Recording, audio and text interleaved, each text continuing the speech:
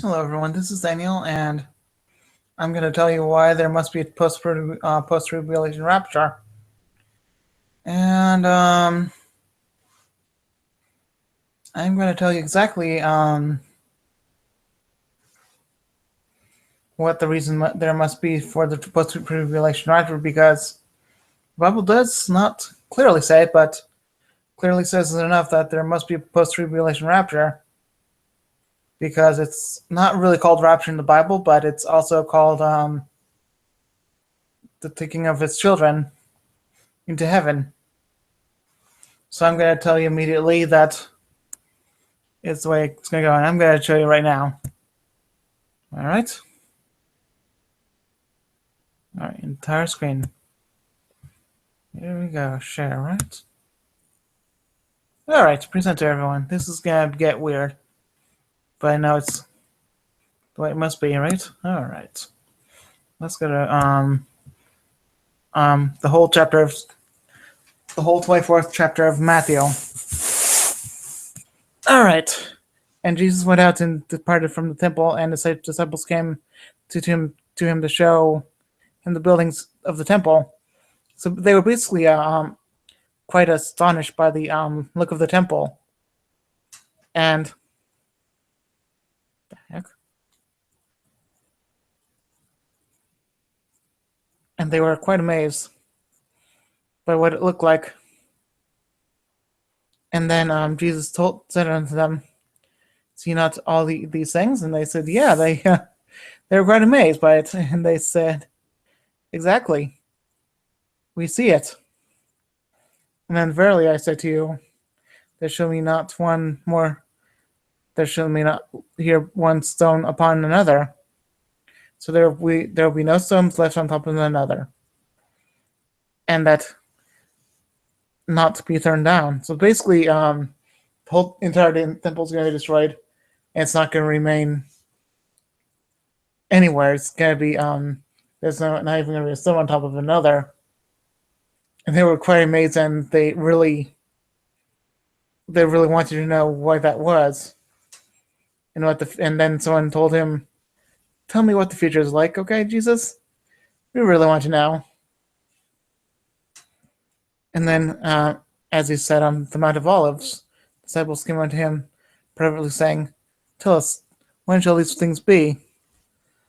And what will the sign of thy coming and the end of the world?" And that's where the important part comes here. And Jesus answered them and said unto them, "Take heed that no man deceive you." Yep, this is actually near the end, actually, guys. But it doesn't say then, and that's the important part. I'll be exaggerating the then, okay, guys? That's when you know. For many shall come in my name, saying, "I'm the Christ," and then they shall deceive many. Okay. And ye shall hear of wars and rumors of wars. See that ye be not troubled, for all these things must come to pass, but the end is not the end is not yet. So we have wars and rumors of wars. Basically, we're kind of there, but we're passing it. For nation shall rise against nation, so we're actually there. And kingdom against kingdom, and there shall be famines, pestilences, and earthquakes in diverse places. So we're kind of in the nation rising against nation kind of thing, but we're also near famines and pestilences and earthquakes. We're in that kind of area. We're in the shady area right now. All these things are the beginning of sorrows. Then shall they be delivered to the afflicted, and shall kill you, and ye shall be hated of all nations for my name's sake. And then shall many be offended, and shall betray one another, and shall hate one another. That's kind of immediate, okay, guys? And many false prophets shall rise and shall deceive many, and because of iniquity shall abound, the love of many shall wax cold. Basically, that's basically sin being like, yeah, it's basically iniquity is really that bad. But it will be that bad all over the world, and this place will not be pretty. It's not going to be pretty. But he that shall endure to the end, the same shall be saved. But he that endure to the end shall be saved. And this gospel of the kingdom shall be preached to the entire world for a witness unto all nations. And then shall come the end. And then then shall the end come. So then the end shall come. All right. That's when the tribulation shall come, I guess. All right. When ye therefore shall see the abomination of desolation spoken by Daniel the prophet, stand in the holy place, who readeth, let him understand. So basically, abomination is weird stuff, and it's either demonic or false god demonic. So basically, weird things are going to happen there, and that's where the Antichrist will actually try to rule, or at least rule. I don't know what's going to happen there, but there should be some sort of an order that the Antichrist shall do, and he will literally take over the world and make a one world rule, and he shall rule the whole entire world. This is not going to be good, folks. That's when everyone in Judea shall flee, because they will be in iniquity so bad that they will never recover. Because iniquity really can change people, okay, guys? And this is when it gets important. Then let them which be in Judea flee into the mountains. Let them which is on the housetop not come down to take anything out of the house. Neither let him which is in the field return back to take its clothes. And woe unto them that are with child, and to bring them that give suck in those days. But pray ye that your flight be not in the winter, neither on the Sabbath day. For then shall be great tribulation, such as what's not since the beginning of the world the world to this time. So basically, this is and basically none, nor either shall it be. So basically, this is literally the worst time the world will ever encounter, because they're going to be living in the tribulation days after the sign of the Antichrist, or the whole entire rule of the world of the Antichrist. All right. And except those days be shortened, there shall be no flesh be saved, but for the elect saved, they shall be shortened. Notice there that Jesus did not come down to save any of these people. This is actually this is not the rapture time. This is actually before it. Just notice that, okay, guys? Okay, then, if any man shall say unto you, Lo, here is Christ, or there, believe it not. For there shall arise false Christs and false prophets, and shall show great signs and wonders, insomuch that if it were possible, they shall deceive the elect, very elect. Yeah, this is gonna be tough stuff, guys. This is gonna be nasty. But let me give you a hint, and you don't have to be like a very elect or any elect to understand this. If it's like lightning, if it's like a very bright shine in the sky without lightning sound or anything like that, all you have to hear is trumpets, not any trumpets from the sky on YouTube, but trumpets and the voice of the Lord saying, "Come, let me gather the people up." All you have to hear is the Lord's voice and the very bright shine from a God, from a God above, which is the Lamb that has hair of white as wool, and I'm so tired right now. And he shines very bright white, and his angels shall be in the cloud, and shall be noticeable all over the world, instead of being noticeable to the few that are around him. It'll be very, very noticeable, guys. Okay, just letting you guys know. Okay, and they shall do signs and wonders, but it'll be much bigger than signs and wonders. It'll be so noticeable that you wish you wouldn't hear the false prophets, because it will be completely all over the world, and you will know it. All right, behold, I have told you before.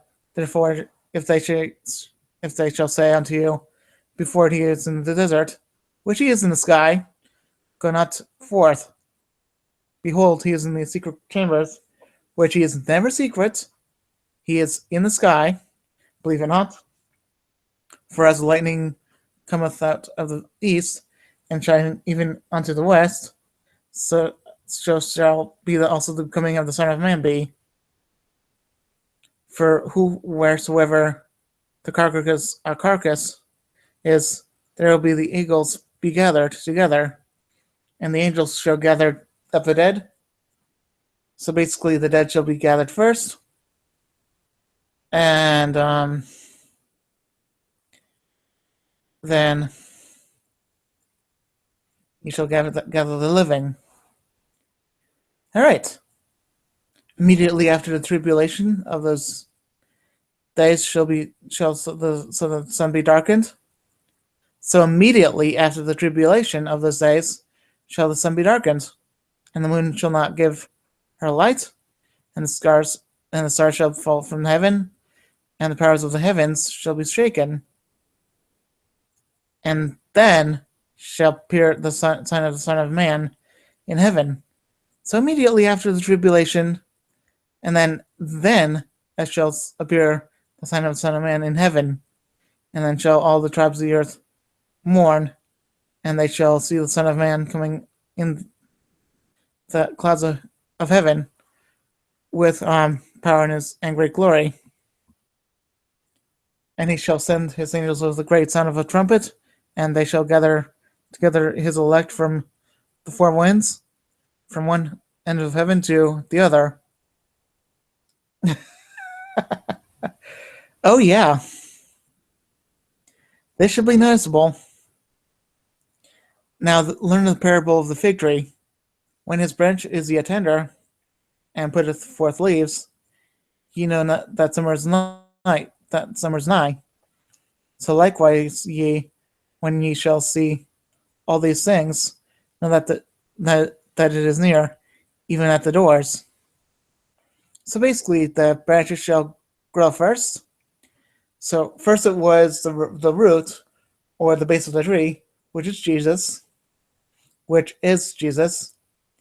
and then the first branches of the big branches, which are the first people, then the next people, then it comes to the end, then there'll be leaves that are budding, and then shall the end be.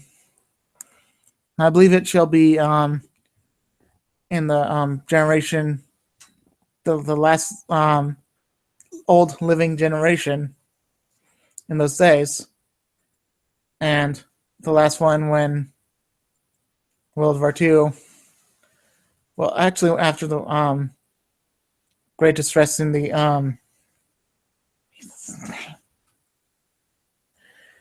so when the end times come, it's not that, but when the distress of the wars in the beginning, it shall be defined as the beginning of the end. Shall be the very first birth pains, and then the last living generation of that will be the ones that shall bud, and basically that's when the end comes. Okay, verily I say to you, unto you, this generation shall not pass until these things be fulfilled. Heaven and earth shall pass away, but my words shall never pass away. But of that day and hour knoweth not man, not the angels of heaven, but my Father only. Not even Jesus knows. Not even Jesus knows. But the Father of Jesus knows. But as the days of Noah were, so shall also the coming of the Son of Man be. For as in the skies of that were before the flood, they were eating and drinking, marrying and giving in marriage until the day that Noah entered the ark, and knew not until the flood came and took them all away. So also shall the Son of Man be. And remember, if anyone says, "Oh, he's delaying his time to come," you know what? God never delays his time to come, because if anyone says, "Oh, he's just delaying his time," they're just partaking in witchcraft, which is basically condemnable unto death.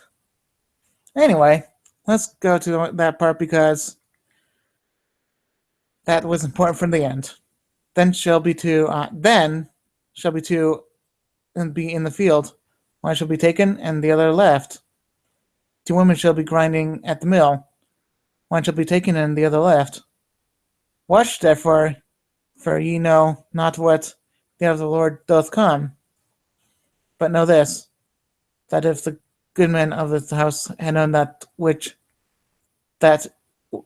watch the thief would come, he would have watched and would not have stuffed his house to be broken up. Oh boy. Therefore also ye also ready, for in such an hour as you think, not the Son of Man cometh.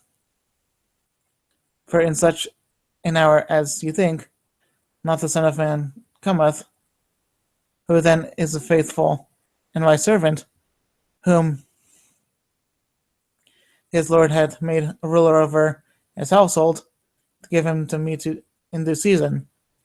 Blessed is that servant whom his Lord, when he cometh, shall find his so doing. Really, I say unto you, that he shall make him ruler over his goods. But if that evil servant shall say in his heart, my Lord delayeth its coming, which I meant to say, which I was going to say earlier, which I already did, and then shall be to smite his fellow servants, and to eat and drink with the drunken, and the Lord of that servant shall not come in that day in a day where he looketh not for him, and in an hour he is not aware of, and shall cut him asunder, and appoint him with his portion with the hypocrites, and there shall be weeping and gnashing of teeth, which means that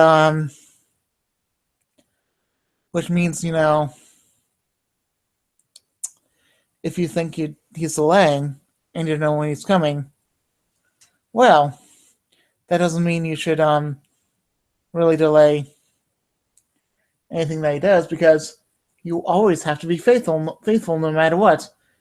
Because what if you die tomorrow? I keep saying it to you that you could die anytime tomorrow, maybe even today. You don't know when you're gonna die. Maybe you're gonna die in a car accident. Maybe right now. Maybe maybe you could get shot tomorrow. You don't know what's gonna happen. And maybe you're gonna be shot in the wrong time. Maybe you're gonna be stabbed in the back. You don't know. Maybe you're gonna be beat to death, and that was because of your sin. Because that's gonna be the problem of your part, but not God's part. I keep warning you this, but you have to be you have to be you really have to understand that you have to be faithful to God no matter what, because the end could come anytime, and you don't know how long he's gonna last anyway, because he does not delay his time when it comes. So basically, you just don't know when it could come. Okay, guys. So that was my important message to you, because a lot of false prophets are preaching today, and so they have all the time. And the false prophets have gotten power throughout the whole history of time, but they are getting more power over the internet these days. And you keep hearing them saying, this is what's going to happen in the end. You don't know what's going to happen in the end. No one even knows what's going to happen the next day. So please, I'm begging you, just go through it as day by day, and only focus on today and not tomorrow, nor the future or the past. Keep focusing on today, okay, guys? All right. Well, bye. I think I'm going to be done, guys, okay? Well, guys, I don't know how many of you saw it, but I hope that more of you see it, okay, guys? Okay, I shall be done, okay? Bye. Okay, guys? Bye.